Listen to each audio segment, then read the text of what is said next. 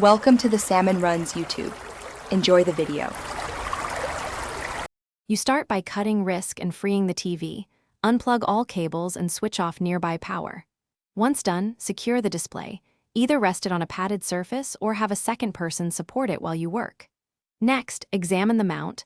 Identify visible screws, bolts, and any locking tabs. Use the correct screwdriver or socket. Make sure to use steady pressure so you don't strip heads.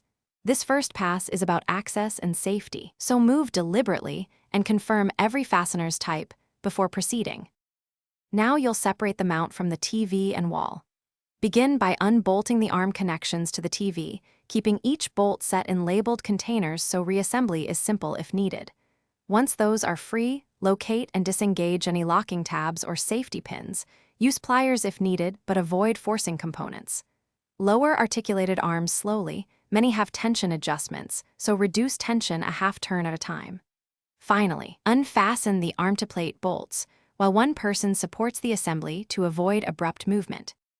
To finish, detach the wall plate from studs by removing the anchor screws. If paint or caulk seals the plate, run a thin blade around the edge before prying.